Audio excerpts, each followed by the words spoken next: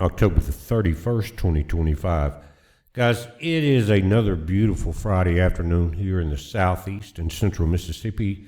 It's climbed up to 71 degrees and it's perfect. I think one of the benefits we're seeing from some of the layoffs and furloughs is that I'd like to hear your reports. We don't see a lot of chemtrailing in this state. We just don't have big major airlines and stuff like that. But a lot of states do.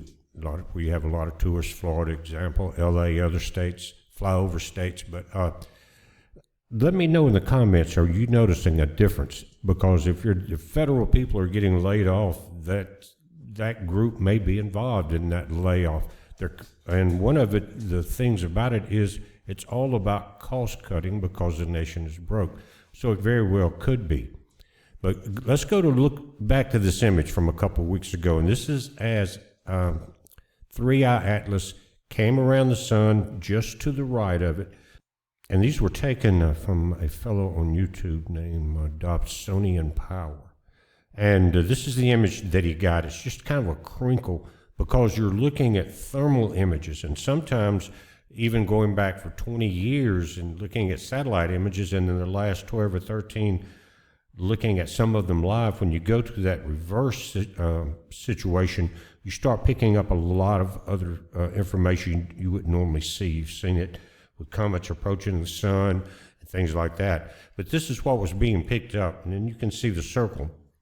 Now, at that point, what was interesting to me was, of course, a circle, but this darker image inside. And we finally focused all the way down to get all the light out of it, the entire image, not one section or not one anything at a time. The entire image was changed between lighting and getting darker and focusing, and to get to what's in the center. And guys, I've looked at it. I thought at that time it was some type of spacecraft or a group of spacecraft.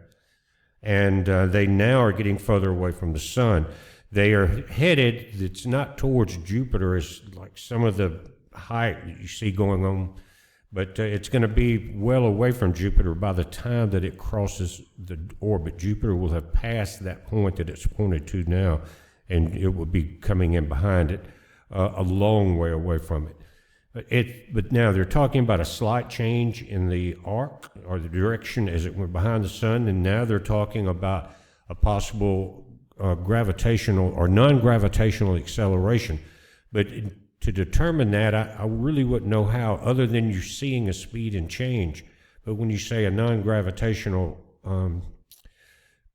acceleration, you're saying that the sun, basically in this situation, is not pulling it harder and faster, but there's no way to prove that. Okay, there's no one up there with a speed radar gun looking at what is happening and why it's sped up. But I've seen it going back to comets for a dozen years.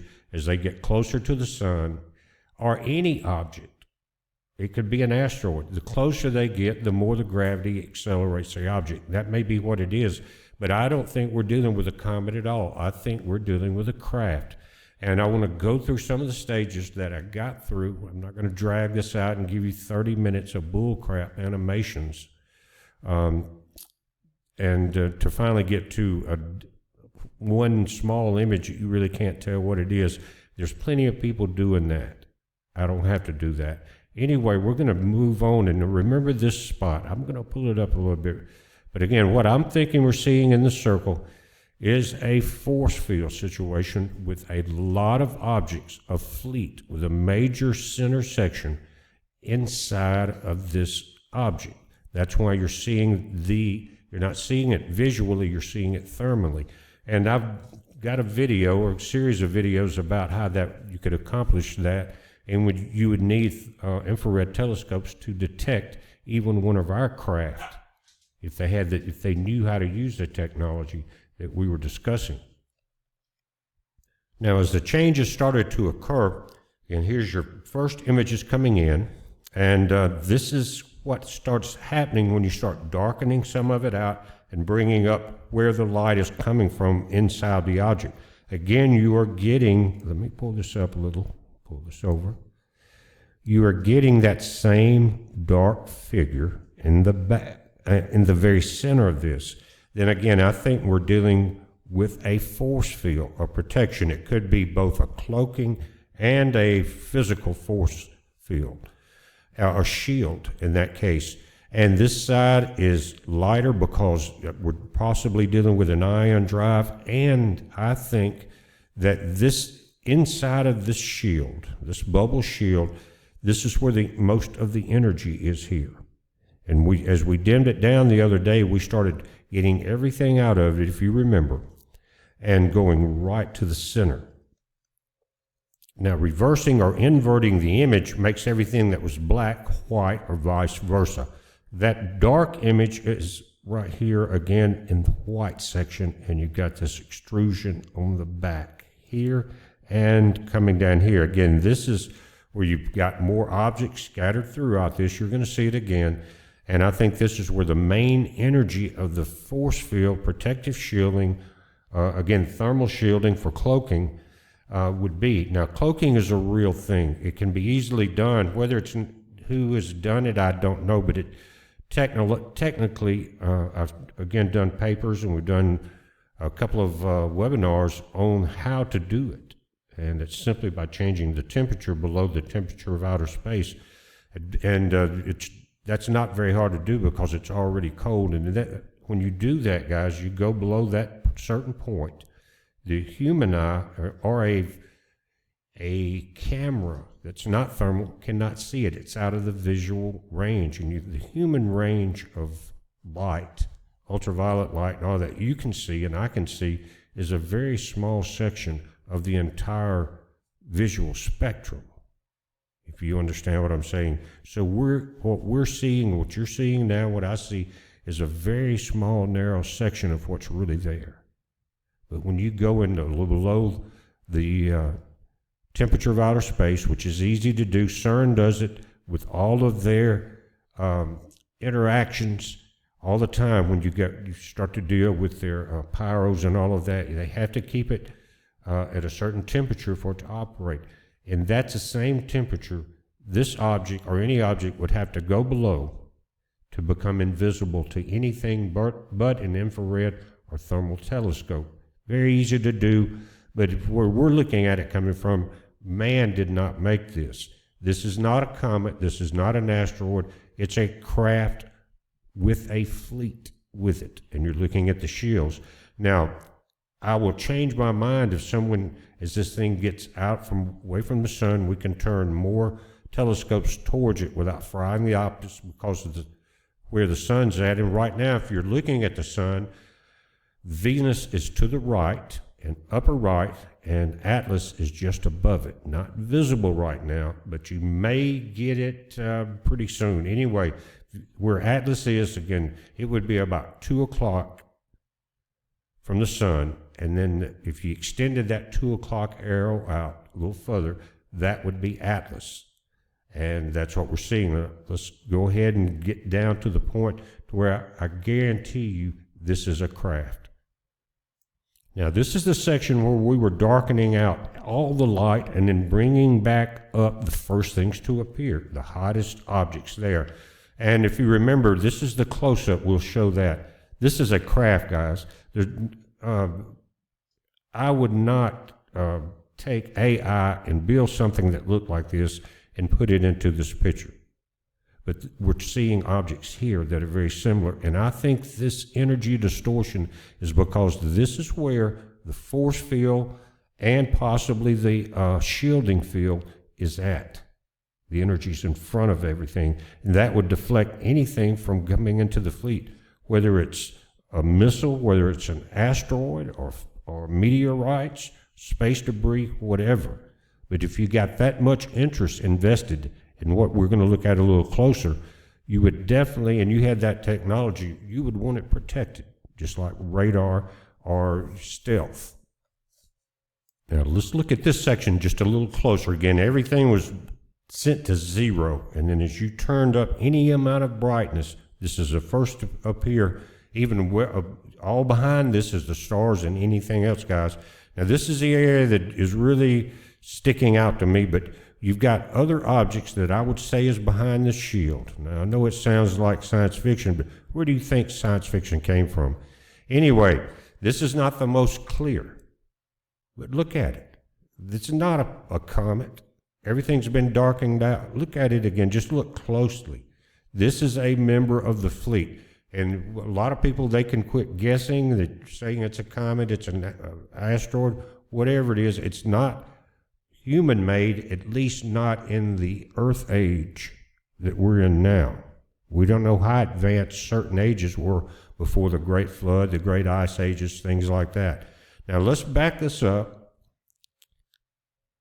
Again, here's your field. Here are some other objects, guys, that came in with the light as we brought the light up. Stars hadn't got there yet as far as being even able to appear in thermal imaging.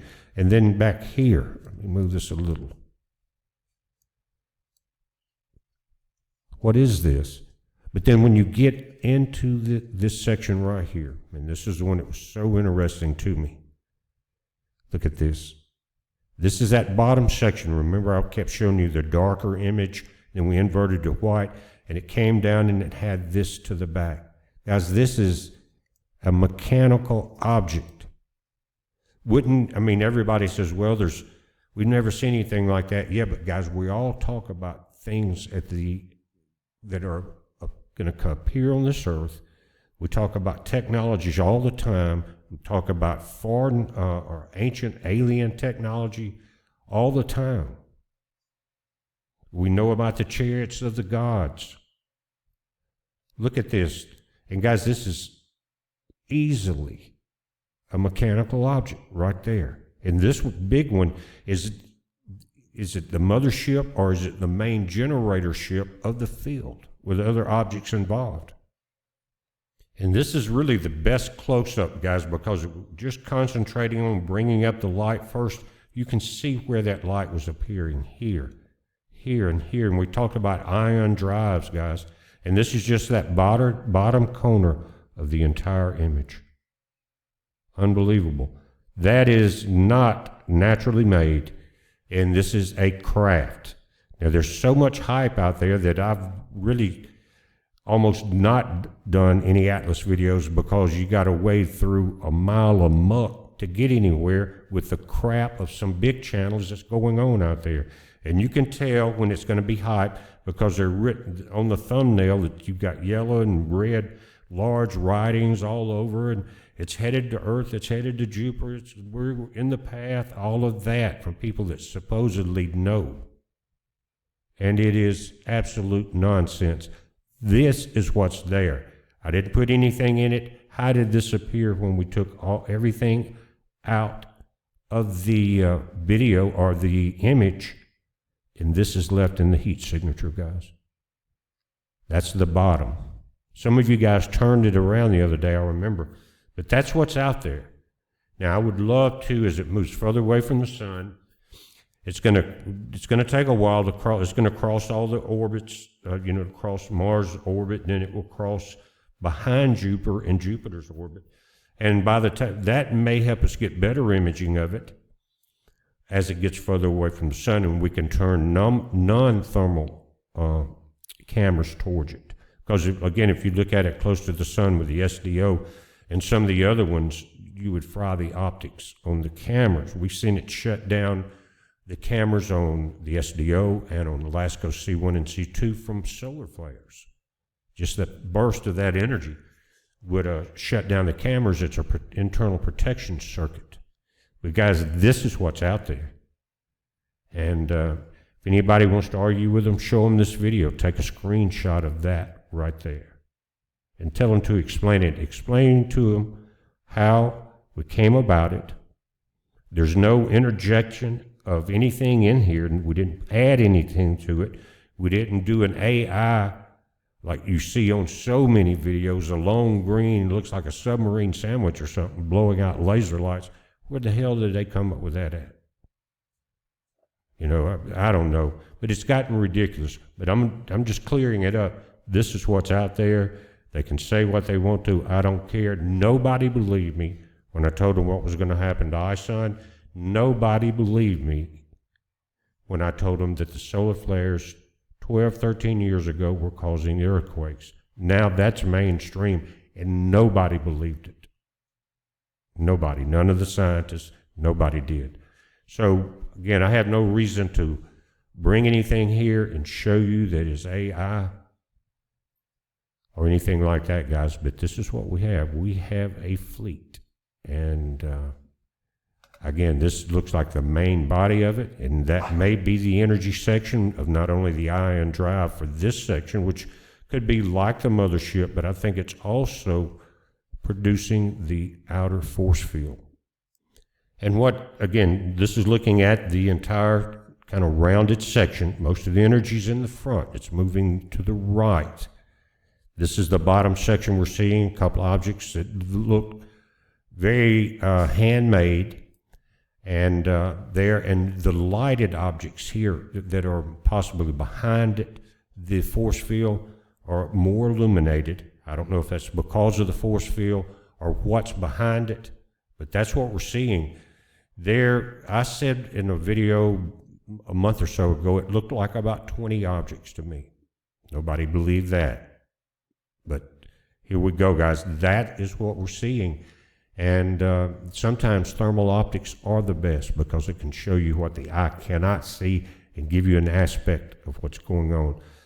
But I enjoyed studying this. I have no reason to shoot you a line of crap like most people are. And I'd rather just have a good connection with all my friends on YouTube and I know I'll get less hits by not super hyping it. Doesn't matter. Integrity goes much further than a few videos, doesn't it? Anyway, guys, this is what's there. And again, I'll leave you with this. It's like an out drive on a big board, except with an ion drive, guys. Anyway, there's so many different type of craft that's been reported. I saw 16 100 feet above my head one night just on the edge of Phoenix, Arizona. Counted them, had that much time. If I'd have known they were coming, I just got there after a 2,000-mile trip, and it was getting dark, didn't have anything unpacked out of the van. Then we would have images of it. But there were images taken that night because several thousand people saw the same thing I did. In the patterns there, and it was in the spring of 2013, look at the Phoenix lights then, not the original in the 90s, but the ones that I saw when we were over visiting our son at Luke Air Force Base. Him and I saw them, and so did a lot of people there in Phoenix. And they were round, highly polished bronze-looking objects. The light appeared to be coming from the bottom. They were spinning, maybe, again, 100 feet above our head. They were maybe 50, 60 feet wide each, and they moved so fast but so elegantly in and out between each other like birds or fish as they dove under all the incoming aircraft coming into, what are there, about 10 different airports, small and large, plus Luke Air Force Base in the Phoenix area. They dove under that, and they headed out over the mountains where the Phoenix International Speedway is. Looks like they headed over Mexico. Then they reported less than an hour later, same 16 objects moving over Denver, Colorado, going north. Beautiful, elegant. I felt no threat at all, and it was beautiful, wonderful technology. But I don't know if those were manned or unmanned drones, because the maneuvers, you would have to have an internal balance or your own gravitational field inside the object to prevent you from being destroyed by the G-forces of the maneuvers.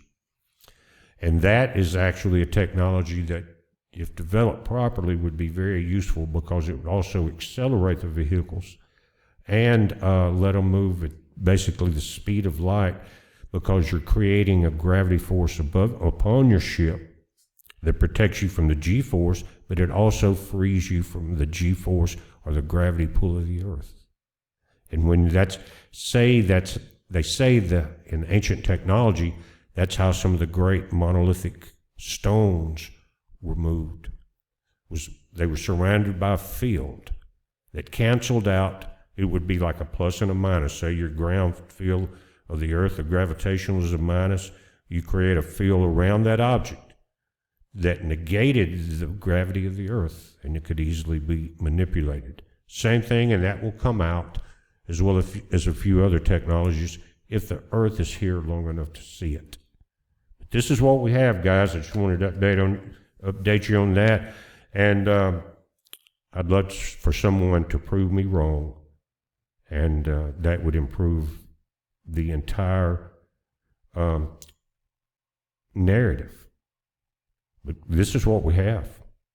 No denying it, and nothing added to it. Guys, we're watching it. You watch it. It's a heads up. Be safe.